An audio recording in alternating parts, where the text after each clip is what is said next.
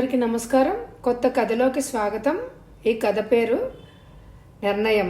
రచన తమిరస జానకి గారు. ఆంధ్రభూమిలో 2007 సంవత్సరంలో ప్రచురింపబడింది. చదువుతున్నది దేవి. కథ నచ్చితే లైక్ చేయండి. నీకు నీ కొడుకు మీద నిజమైన ప్రేమ లేదు. ఏమిటి మీరు అనేది? నిర్లక్ష్యంగా భర్త వైపు చూసింది సరోజిని. ఉన్నమాటే అన్నాను. నువ్వెంతసేపు నీ కూతుళ్ళ గురించి తప్ప కొడుకు సంసారం, వాడి సుఖ సంతోషాల గురించి ఆలోచించావు. నీలాంటి వాళ్ళ నా దేవుడు కూడా మార్చలేడు. ఎప్పటి నుంచో మనసులో ఉన్న ఆ 2 మాటలు అనేసి బయటికి వెళ్ళిపోయాడు రాఘవరావు. ఆయన అలా అనడానికి తగిన కారణం ఉంది. తనకు అమెరికాలో ఉద్యోగం వచ్చినట్టు కొడుకు ప్రసాద్ చెప్పిన రోజు ఆనందం పట్టలేకపోయింది సరోజిని. మా నాయనే, ఇక్కడ ఉద్యోగం వదిలేసాయి, అమెరికా వెళ్తే బోలెడు డబ్బు అని సంబరపడిపోతూ అడిగిన వాళ్ళకి అడగని వాళ్ళకి కూడా ఊరు వాడ అందరికీ చెప్పుకుంది గొప్పగా తన కొడుకు అమెరికాలో ఉండబోతున్నాడని. అక్కడికి తన కొడుకు ఒక్కడే అమెరికా వెళ్ళబోతున్నట్టు, ఇంకెవరి పిల్లలు అక్కడ లేరు అన్నట్టు, వెళ్ళలేనట్టు. అది మొదలు.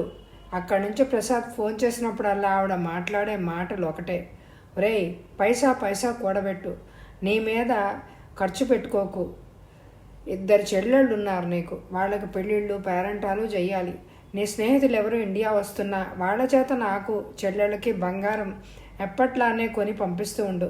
ప్రతి నెల నువ్వు పంపించే డబ్బు ఇలాగే 1వ తేదీ కల్లా బ్యాంకులో మాకు వచ్చేస్తూ ఉండాలి, సరేనా? భార్య మాటలు విని చీదర పుట్టింది రాఘవరావుకి. తన ఉద్యోగం చేస్తూనే ఉన్నాడు కదా, పూర్తిగా వాడి మీద ఆధారపడి బ్రతుకుతున్నట్టు ఎందుకలా వాడిని వదరగొట్టడం? వాడు కూడా ఊపిరి పీల్చుకోవాలా వద్దా? చాలా పొదుపుగానే ఉంటూ నెల డబ్బులు పంపడమే కాకుండా 2 చెల్లెళ్ళ పెళ్ళిళ్ళు తనే డబ్బు ఖర్చు పెట్టాడు ప్రసాద్. ఆ తర్వాత తను చేసుకున్నాడు పెళ్ళి. అప్పటి నుంచి తల్లిపోరు మరింత ఎక్కువైంది.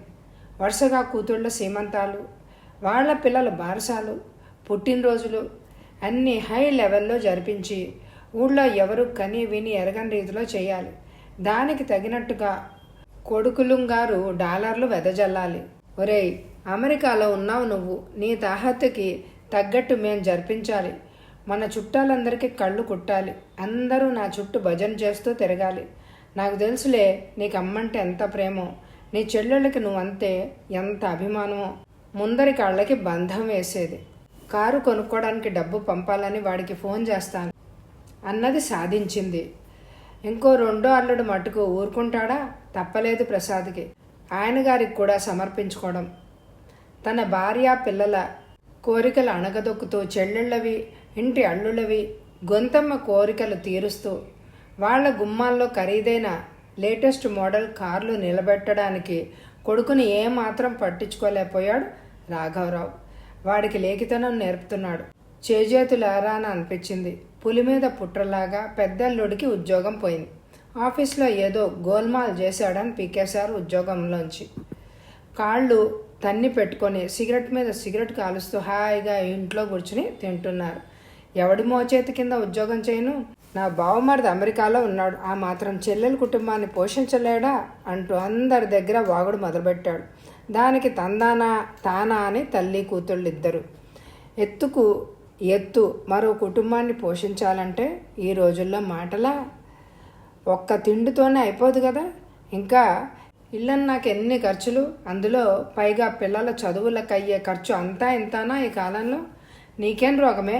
కొడుకుని కాపురం చేసుకోనివ్వవు? ఆ కూతురికి అల్లుడికి బుద్ధి లేకపోతే నీ బుద్ధి బుర్ర ఎక్కడికి పోయాయి? సీరియస్గానే అన్నాడు రాఘవరావు. కానీ సరోజినికి కావాల్సిందల్లా కోడలు సుఖపడకుండా ఉండడమే. ఎప్పుడు చెల్లెళ్ల రందితో కొడుకుని మనశ్శాంతికి దూరం చేస్తుంటే ఆటోమేటిక్గా ఆ భార్య భర్తల మధ్య గొడవలు వస్తూనే ఉంటాయి. దానివల్ల కోడలు ఏడ్చుకుంటూ కీచులాడుకుంటూ కాపురం చేస్తుంది. ఇంకా సుఖం ఎక్కడ ఉంటుంది దాని మొహానికి? అదే విడాకులు ఇచ్చేస్తుంది. తన అన్న కూతుర్ని చేసుకోమంటే మేనరికం చేసుకోవడం ఇష్టం లేదంటూ ఈ పిల్లని చేసుకున్నాడు అన్న కక్ష పీకల దాకా ఉంది ఆవిడకి. నిజంగా కొడుకు మీద ప్రేమ ఉన్నదే వాళ్ళ కాపురంలో తంపులు పెట్టాలని ఎందుకు అనుకుంటుంది?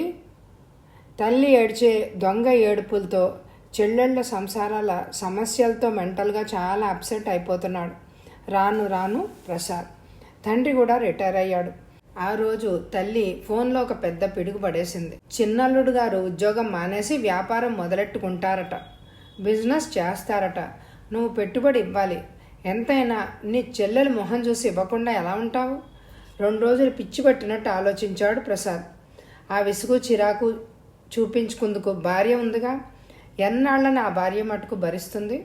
అమెరికాలో ఉన్నామని పేరే గాని చిన్న చిన్న సరదాలు, చిన్న చిన్న కోరికలు కూడా తీర్చని భర్తని భరించడమే గాక అతని విసుగులు, చిరాకులు, అలకలు ఎన్నాళ్ళని భరించాలి అన్న ఆవేదన ఆమెను కృంగదీస్తోంది.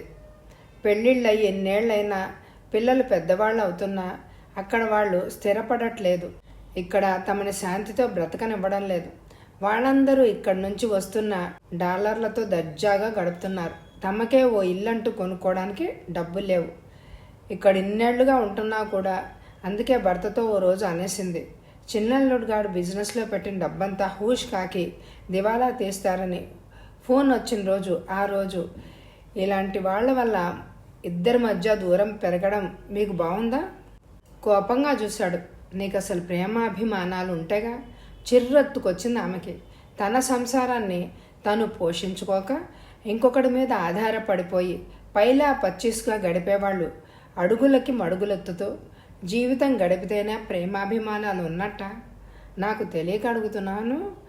వాళ్ళవేనా కుటుంబాలు? వాళ్ళవేనా సంసారాలు? మనది సంసారం కాదా? మీరు, నేను, మన పిల్లలు, మనదొక కుటుంబం కాదా?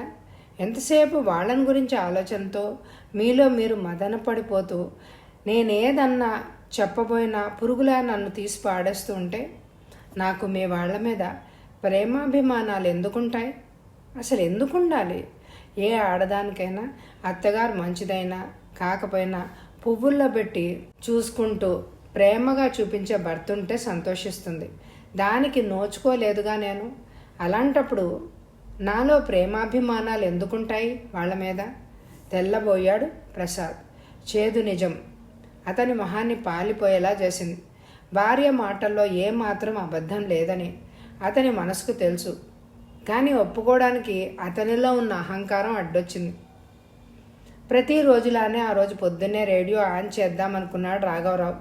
కానీ రేడియో స్థానంలో రేడియో లేదే. ఇదిగో సరోజిని, రేడియో లేదు ఇక్కడ. ఇక్కడి నుంచి తీసి మరెక్కడైనా పెట్టావా? ఇప్పుడు ఆ రేడియో లేకపోతే ఏమైపోతుంది? చిన్నమ్మాయి వాళ్ళు కావాలంటే ఇచ్చేశాను. నిన్న రాత్రి మీరు నిద్రపోయాక వచ్చి పట్టుకెళ్ళింది. ఇచ్చేయడం ఏంటి? పొద్దున్న లేచింది మొదలు రాత్రి పడుకునేదాకా నా కాలక్షేపం అదే అని నీకు తెలుసు కదా. అయితే మాత్రం బాధే ఉంది. అలాంటివి ఎన్నైనా కొనగలడు మన అబ్బాయి. రేపే వాడికి ఫోన్లో ఓ ముక్క చెప్పేయండి. దానికోసం ఈ నెల మరి కాస్త ఎక్కువ డబ్బు పంపుతాడు. సిగ్గు లేకపోతే సరే, నువ్వు ఈ జన్మకి మారవు. ఒళ్ళు మండుకొచ్చింది రాఘవరావుకి. మొన్నటికి మొన్న కిందటి నెలలో చక్కగా పనిచేస్తున్న టీవీ ఎవరికో అమ్మేసి ఆ డబ్బు చిన్నల్లుడు జల్సా కోసం ఇచ్చింది. వెంటనే కొడుకు ఫోన్ చేసి, టీవీ పాడైపోయిందిరా, పని చేయడం లేదు, కొత్తది కొనాలంటూ అబద్ధాలు. దానికోసం ప్రత్యేకంగా మళ్ళీ వాడు డబ్బు పంపడం. వాడి కష్టం దోచి ఈ పైలా పచ్చీసుగాళ్ళకి పెట్టడం ఏమిటి? ఎన్నాళ్ళిలా? అందుకే రాఘవరావు ఒక్క ముక్కలో భార్య మీద తనకున్న అసహ్యాన్ని బయటపెట్టాడు. నీకు నీ కొడుకు మీద నిజమైన ప్రేమ లేదు. ఎప్పుడు కొడుకు ఫోన్ చేసినా భర్తను మాట్లాడనివ్వదు సరోజిని. మొదటి నుంచి చివరిదాకా కూతుళ్ళ కాపరాలకి ఇంకా ఏమేం కావాలో, వాళ్ళ పిల్లల చదువులకి, ఇంకా మంచి మంచి స్కూళ్లలో కాలేజీల్లోకి మార్పించాలి. మీ అమ్మ చెల్లెళ్ళు కలిసి వెర్రి వెంగళప్పల్లాగా పెంచిందిరా మీ అమ్మ నిన్ను. దేనికైనా హద్దంటూ ఉంటుంది. ఏంటి నాన్నగారు? అవునరా, సొంత ఇంట్లో ఉంటున్నాం. మేమిద్దరం అద్దె కట్టే పని లేదు. నెలకింతను మాకు సరిపడా నువ్వు పంపుతున్నావు. హాయిగా కడుపులో చల్ల కదలకుండా సుఖంగానే ఉన్నాం. అయినా కూడా మిమ్మల్ని మనశ్శాంతిగా బ్రతకనివ్వడం దానికి ఇష్టం లేదురా. అపాత్ర దానం చేస్తున్నావు నువ్వు. తప్పు నా మీదకు తోస్తున్నారా నాన్నగారు? అవునరా, మొట్టమొదటి తప్పు మీ అమ్మది. ఆ తప్పుని మొదట్లోనే తుంచి వేయకపోవడం నీ తప్పు. మొక్కవోని వంగనిది మానే వంగుతుందా? నీ చెల్లెళ్ళు మీ అమ్మ నోరు తెరిస్తే అబద్ధాల పుట్టలు. వాళ్ళ గురించి ఇలా చెప్పవలసి రావడం నాకు కూడా బాధగానే ఉంది. కానీ నీకు నిజానిజాలు తెలియాలి. ఇప్పటికే చాలా ఆలస్యమైంది. వాళ్ళ తప్పులు వాళ్ళు దిద్దుకొని జీవితం విలువలు తెలుసుకొని మసులుకోవాలన్న జ్ఞానం వాళ్ళకి కలగనివ్వట్లేదు నువ్వు. అతి మంచితనం కూడా ఒక వ్యసనం కిందే వస్తుంది నా దృష్టిలో. సోమరిపోతుల మీద చూపించకూడదు మంచితనం. అతి వినయం ధూర్త లక్షణం అన్నారు పెద్దలు. మీ బావగారుల పట్ల నువ్వు చూపించే వినయాలు ఆ కోవకి చెందినవిగానే కనిపిస్తున్నాయి నాకు. ఇలా అన్నందుకు నీకు కోపం వచ్చినా సరే నేను చెప్పాల్సింది చెప్పాను నాన్నగారు. ఇంకా ఉందిరా, అసలైన ముఖ్య విషయం చెప్పాల్సింది. మీ చెల్లెళ్ళు వాళ్లతోనూ వీళ్లతోనూ ఏం చెప్పుకుంటున్నారో తెలుసా? మా సంసారాలకి డబ్బు పంపిస్తూ మా శ్రీవార్లకు సోమరితనం అలవాటు చేస్తున్నాడు అన్నయ్య, అందుకే మా సంసారాలు ఇలా ఏడ్చాయి. అక్కడేమో తను హాయిగా ఉన్నాడని చెప్తున్నారు. ముగ్గురు కలిసి నాటకాలు బాగానే ఆడుతున్నారు. అన్నగారి వల్లే వాళ్ల కాపరాల్లో సుఖం లేకుండా పోయిందని నలుగురు అనుకోవాలన్న దుర్మార్గపు ఆలోచన వాళ్ళది. ఇప్పుడు చెప్పు, తప్పు ఎక్కడ మొదలైందో? ప్రసాద్ చేతిలో ఫోన్ బిగుసుకుంది. చెక్క బొమ్మల్లే నిలబడ్డాడు. కళ్ళల్లో నీళ్లు ఒక్కటే తక్కువ. నా తప్పు నాకు ఇప్పుడు అర్థమైంది. నాన్న గొంతుకులో సన్నగా పశ్చాత్తాపం ధ్వనించింది. ఇన్నేళ్లుగా ఈ నిజం నీతో చెప్పుకునే అవకాశం నాకు రాలేదు. ఇప్పుడు చెప్పాక నా మనసు తేలిగ్గా ఉంది. రెండుకి చెడ్డ రేవడిలా ఉంది నా బ్రతుకు. మీ కోడలు మంచి మనసుతో నాకు అర్థమయ్యేలాగా ఎంతో చెప్పాలని ప్రయత్నించింది ఎన్నాళ్ళు. కానీ నేను ఒక మూర్ఖుణ్ణి కాబట్టే తను అసూయతో ఈర్ష్యతో చెప్తోంది అని అనుకున్నాను. ఇప్పటికైనా బుద్ధి తెచ్చుకుని వాళ్ళ బ్రతుకులు వాళ్ళనే సరిదిద్దుకోమంటారో మాంతారో వాళ్ళకే వదిలే. మరి వాళ్ళ బ్రతుకు తెరువుకి మార్గం నువ్వు ఆ సంసారాలని పోషించడం మానేస్తే వాళ్ళ బ్రతుకు తెరువులకి మార్గాలు వాళ్లే చూసుకుంటారు. ఇంకో విషయం చెప్పాలి నీకు. నువ్వు విదేశంలో ఉన్నావు కాబట్టి నన్ను అమ్మని ఇక్కడ చూసుకోవాల్సింది వాళ్లే కదా అన్న అభిప్రాయాన్ని మొహమాటాన్ని నీ మనసులోంచి తీసేయి. ఈ ఇల్లు ఒక పోర్షన్ తాళం పెట్టుకుని మన కిందే ఉంచుకొని మిగిలిన భాగం అద్దెకిచ్చి ఆ వచ్చే అద్దె డబ్బులు నెల నెల నువ్వు పంపించే డబ్బు పెట్టుకొని మాకు నచ్చిన ఏ ఆశ్రమంలో ఉంటే ప్రశాంతంగా మా జీవితం గడుస్తుంది. ఈ వయసులో కావాల్సింది ప్రశాంత జీవనం. సమస్యలు కొని తెచ్చుకుంటూ దెబ్బలాటలు గొడవలు పెంచుకుంటూ పోయే జీవితం కాదు. ఎవరికైనా సరే పెద్ద వయసులో కావాల్సింది ఆధ్యాత్మికత, ప్రశాంతత. ఆ రెండు వాటంతట అవి పరిగెత్తుకుంటూ మన దగ్గరికి రావు. మనసు తలుపులు తెరిచి మనమే వాటిని ఆహ్వానించాలి. కాబట్టి నువ్వు నా నిర్ణయాన్ని కాదనకు ప్రసాద్.